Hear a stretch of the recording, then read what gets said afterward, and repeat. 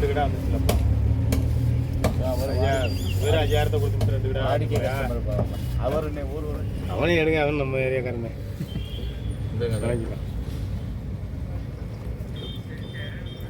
இப்போ நம்ம ஆட்டுக்கறி கோலா உருண்டை குழம்பு செய்ய போகிறோம். அதுக்கு ஃபஸ்ட்டு எலும்பு இதில் போட்டு வெங்காயம் தக்காளி போட்டு சூப்பு வச்சு இருக்குது. இது அப்புறம் குழம்பு வைக்கும்போது நான் சொல்கிறேன்.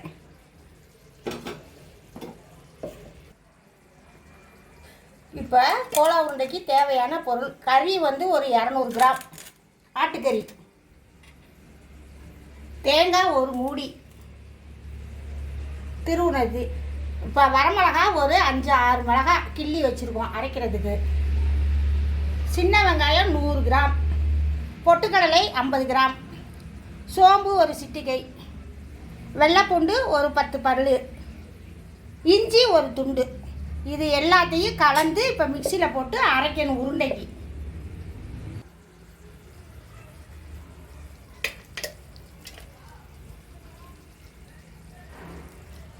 ஃபஸ்ட்டு போட்டு ஒரு சுற்றி அரைச்சிக்கலாம் கறியை. அதுக்கப்புறம் ஜாமான் சேர்க்கலாம்.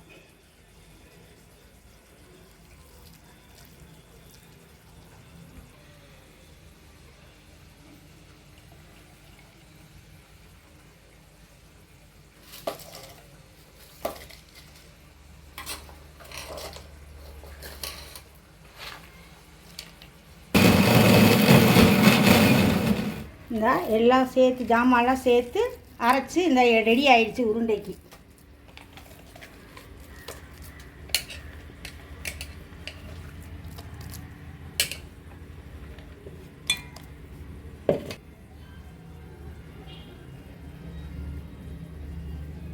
ஒரு அரை சிட்டிகை மஞ்சத்தூள், அதுக்கு தேவையான உப்பு எல்லாம் கலந்து, உப்பு மஞ்சத்தூள் எல்லாம் கலக்கிற மாதிரி நல்லா ஒன்றா சேர்ந்து பிசைஞ்சுக்கணும். சட்டியை வைக்கிறோம். சட்டி நல்லா காயட்டும். ஒரு ஸ்பூன் எண்ணெய் ஊற்றி கொஞ்சோண்டு சோம்பு, பட்டை, பூவு எல்லாம் போட வேண்டியதான்.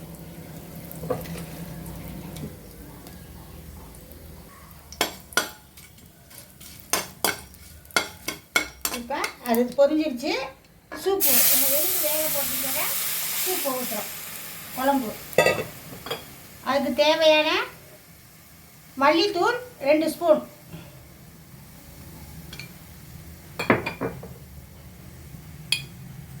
மிளகாத்தூள் 1.5 ஸ்பூன்,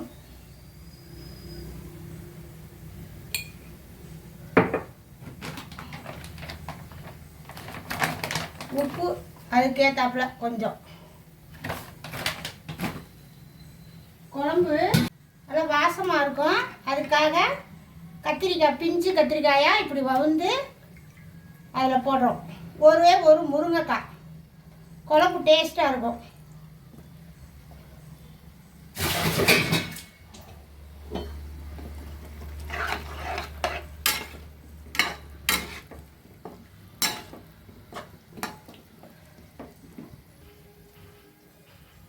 இந்த காய், கத்திரிக்காய், முருங்கைக்காய் ஒரு 10 நிமிஷம் நல்லா வேகட்டும்.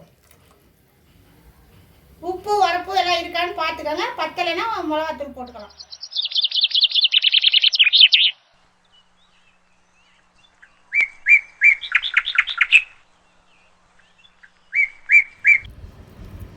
இதை எடுத்து நம்ம உருட்டும் போது கையில் லேசாக எண்ணெயை தொட்டு வச்சுட்டு இப்படியே உருட்டினா கையில் ஒட்டாது. உருண்டை நல்லா சேப்பாக இருக்கும்.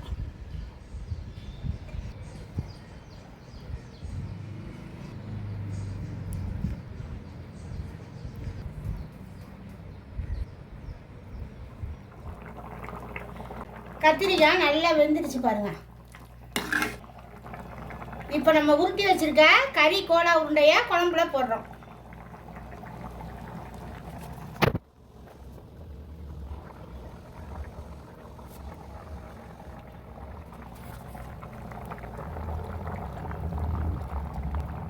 இப்போ எல்லா உருண்டையும் குழம்புல போட்டாச்சு.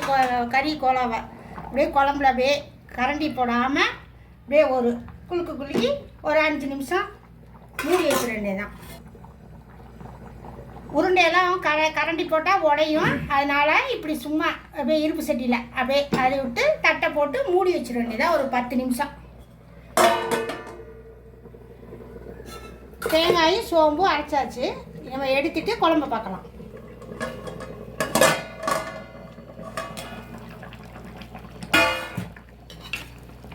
இப்போ பாருங்கள், ஒரு உருண்டை கூட கரையாமல் எப்படி இருக்குது பாருங்கள்.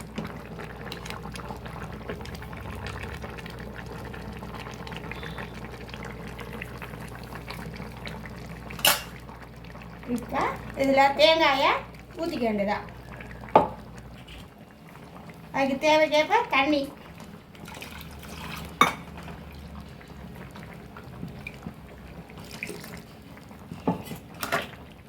இப்போ குழம்பு ரெடி ஆயிடுச்சு. இங்கே பாருங்கள், உருண்டை அப்படியே கல் மாதிரி கரையாமல் அப்படியே இருக்குது. ஜாமான் இதுக்கு எவ்வளோக்கு எப்படி சேர்க்குறோமோ கரெக்டாக சேர்த்தா உருண்டை கரையாது. சின்ன பிள்ளைய சாப்பிட்லாம், பல்லில் பிள்ளைய முழுங்கிரும் கொண்டுங்கிற இல்லாமல் வயசானவங்களுக்கும் பல்லு இல்லைன்னா இது குழம்பு நல்லாயிருக்கும். இது ஆட்டுக்கறி கோலா உருண்டை குழம்பு.